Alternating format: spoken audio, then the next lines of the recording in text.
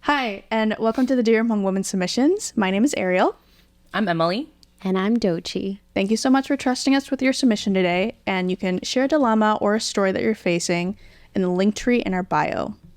So today, we are going to be covering one of the submissions that we received in our smaller segment called Dear Hmong Woman. This person's pronouns are she, her. Her age is 28, and we will not be including the state or country that they live in.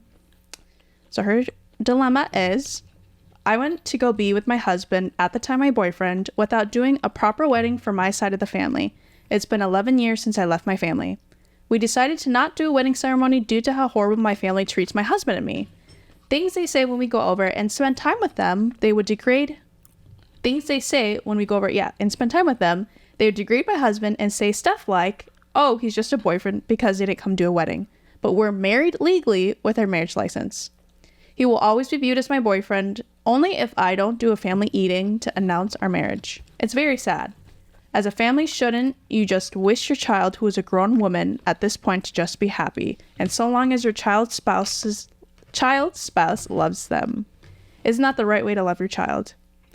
What's the point of even doing one for them if they don't even love you or your partner? Every time we go visit with good intentions, they always bring up all the stuff I've said as a child, which is stupid to me. It's like they don't see that you've grown. How should I go on with handling this? It's very heartbreaking. I wish they could just be happy for me, that I'm living a stable life with someone who loves me and respects me. His family loves me a lot too, so shouldn't they be happy with me instead of being rude and disrespectful to my husband and me?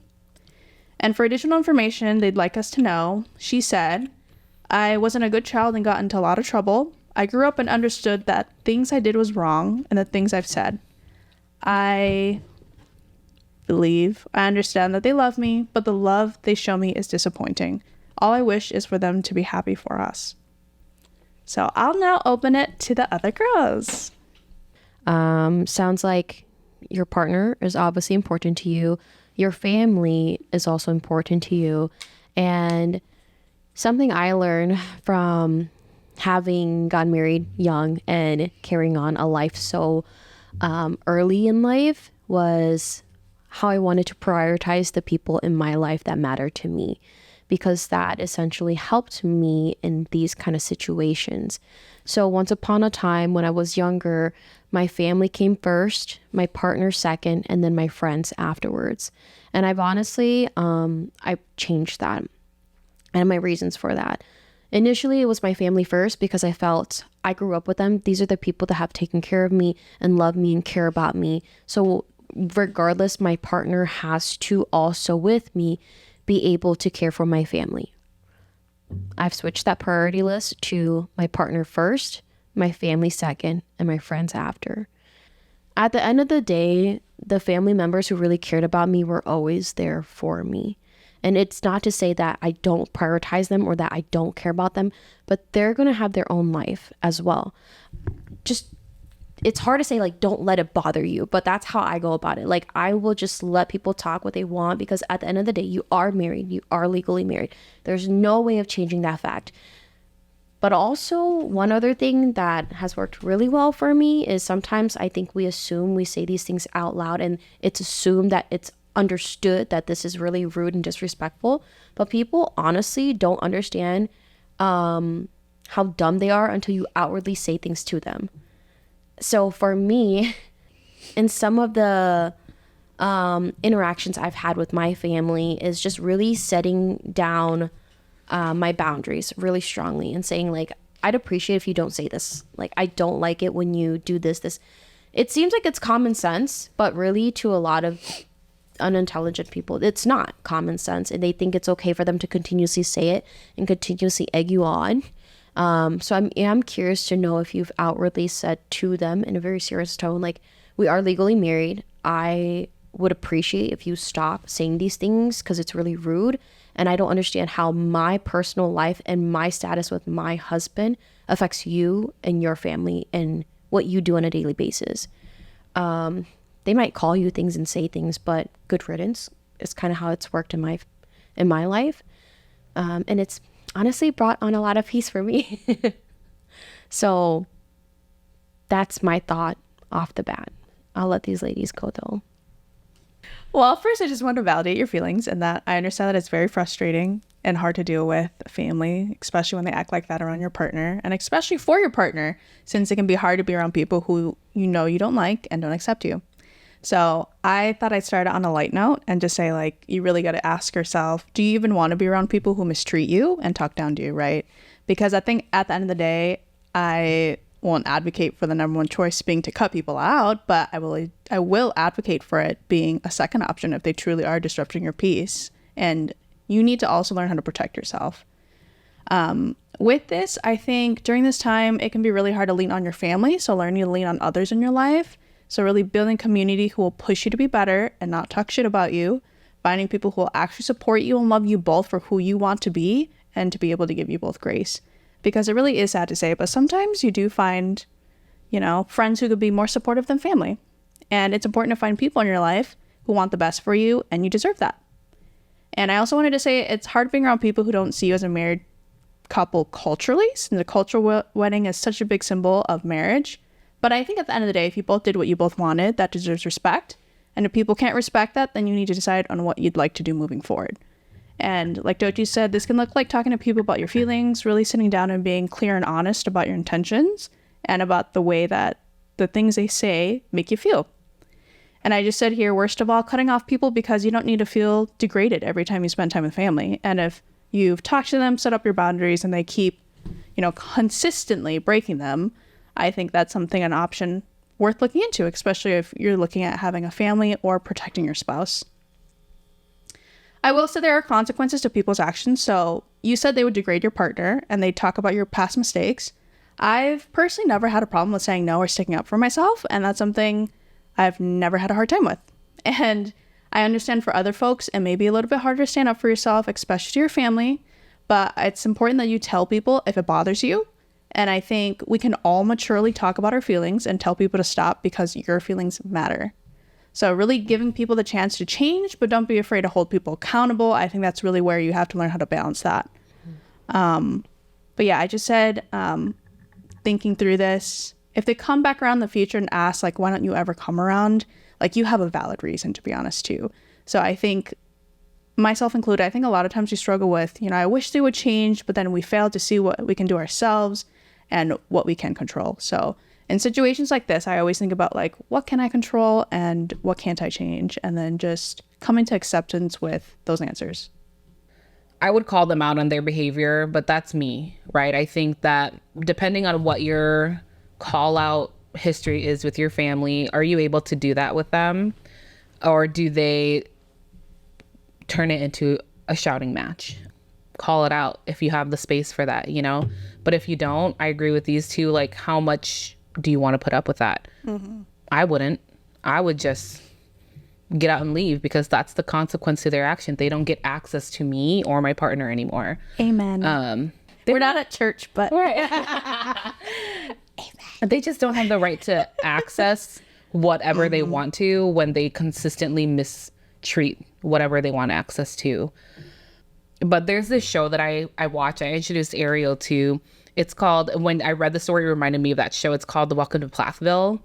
And one of the oldest son, Ethan, got married to Olivia. I thought of that. I Googled what I wanted to talk about. Oh my gosh. Okay. Plathville? Yeah. Okay. But Olivia and Ethan grew up in really conservative families, right? And she was kind of evolving herself. Like, she was questioning their religion. She was questioning why they had to grow up a certain way. She was questioning why she chose to believe those things. And she was evolving as a person, and he wasn't.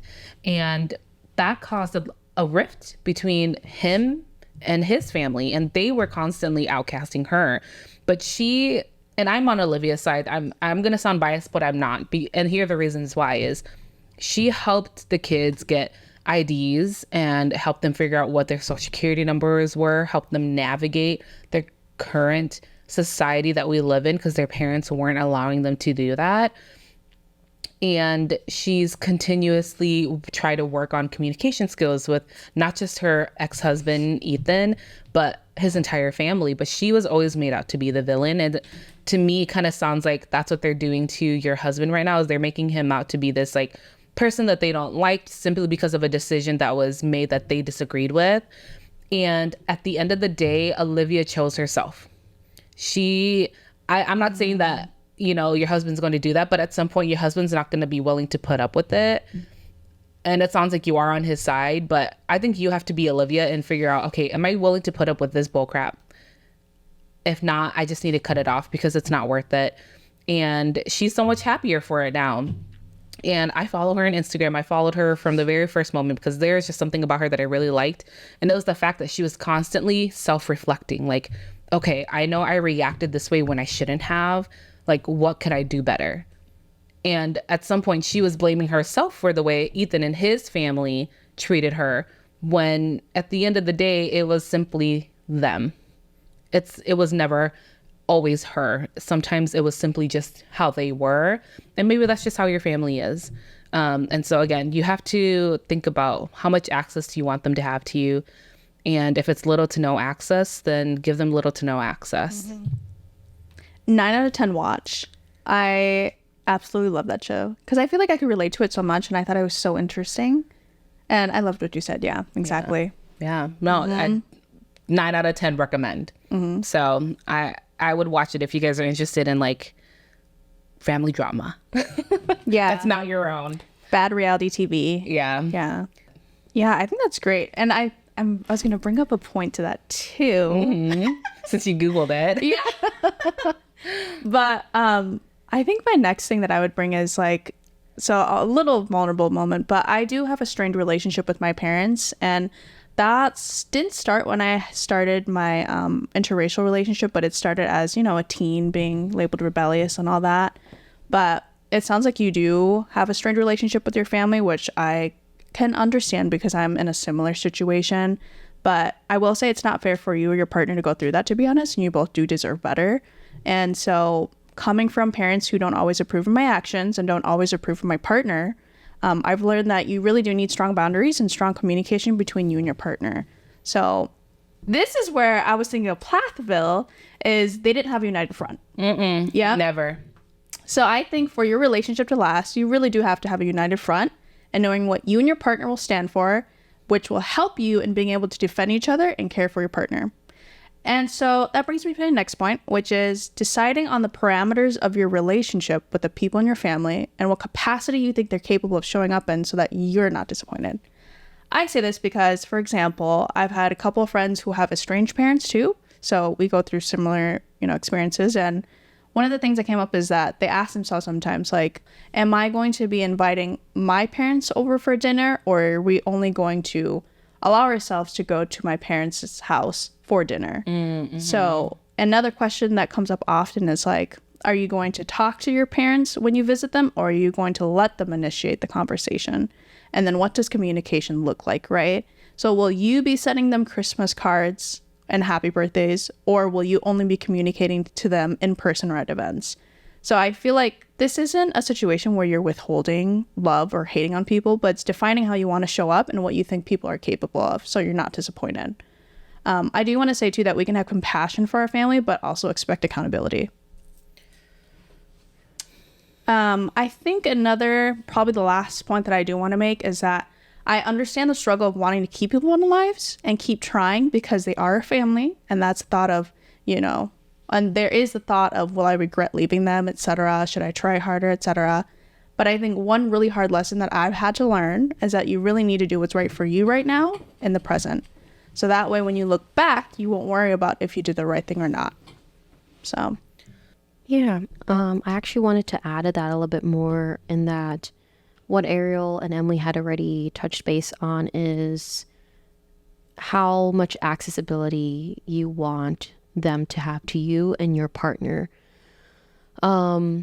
Because I almost feel like for me, when I was in a similar situation, in terms of, they didn't dislike my partner, but it was just in terms of if I wanted to continue connections because of certain things, right? And figuring out, like, for me, I'm a people pleaser, so I really wanted to now overly attend things and be really present so that maybe I could change people's minds or the way that they interacted with me or the level of respect that I could get from them. But realizing that the more access I gave to them, the less they valued me and what I brought to the table. And sometimes for these people, giving them no access is what will allow for them to reflect on their own actions.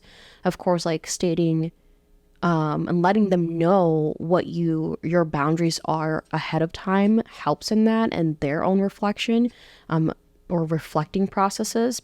But I just truly feel like if they are good people and they do matter in your life and they are capable of helping you in your future and your growth and, you know, to support you in the future, that time away from them, because I don't consider it cutting people off. Like I've mentioned before, I had to temporarily cut off my mom because of certain things that we went through. And for me, I felt like that made our relationship stronger because that was like the first time I really set any hard boundaries and allowed for the both of us to understand, like, when this is being said in this sense, this is what I am expecting. And Ariel had mentioned that earlier too, just setting expectations so that you don't get your hopes up so high. I think Dochi talked about this a little bit, but like I have a controversial opinion on where like when you get married to someone, you're getting married to your partner and not to the family. So I put that at the forefront because that's something that Ethan said in Plathville too, which I was like, yay, go Ethan, back when I liked him. But yeah, he made a really good point. I know, poor Ethan. But actually poor Olivia. Yeah, Never mind. I was like, what? Sorry. If I could rewind, I'd rewind my life.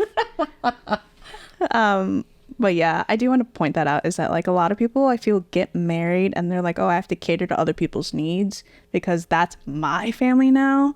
And like, you know, I feel like that sets them up for failure in a way of like, you can't please anyone anyway. So if they don't like you, then they're not going to like you. Mm-hmm. But I don't know. I feel like I have a very complicated relationship of that where like my partner and I have talked about it and like he's not getting married to my family. He's getting married to me, you know? Yeah. And once we have kids, those kids will be part of our family and not a part of my family. So, yeah. Right. Yeah. And it makes sense if both of you are like, okay, you have the same goals, right? Like if you like, right. You're marrying my family and I'm marrying yours. If there's that mutual understanding, right? That's fine. People want that. But if you're going in not being truly intent about like, hey, my family's crazy, I don't expect you to cater to them, like you just need to be upfront and honest about that. It sounds like she has, but it's just that point, you know. It's like sometimes it's your values are different for how you want to deal with family, and your family's values of how they want your marriage to be should not affect how that, right? Like I know my parents want my future partner to care about our entire family. Now they're gonna care about me first, and then you guys. Oh yeah, you know. So put you and your partner first. I'm 100% with it, because obviously when I was in my marriage, that was my mindset, but that's how I was raised too.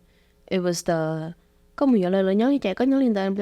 like you are now a part of them, and that, spoiler alert, fucked me over.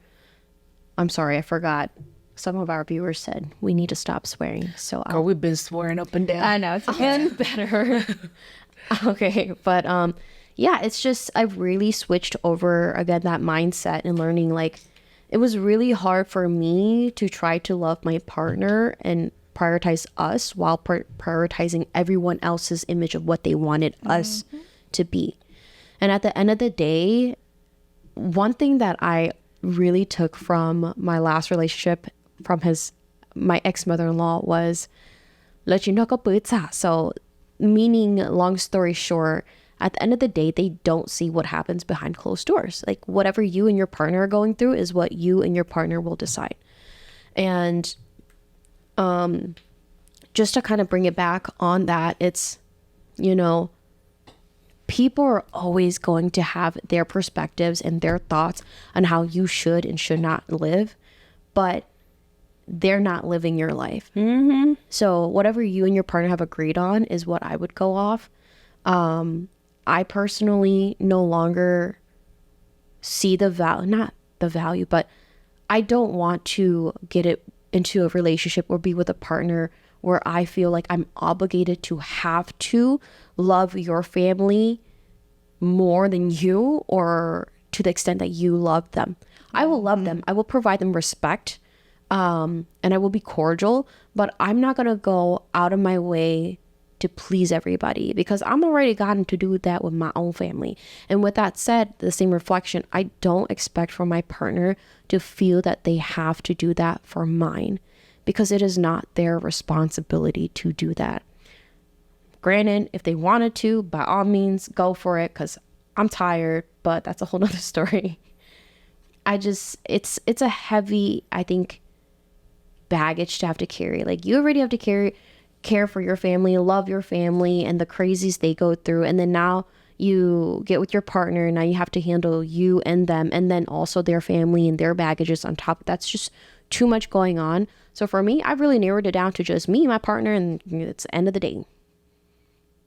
Made my life a lot easier though.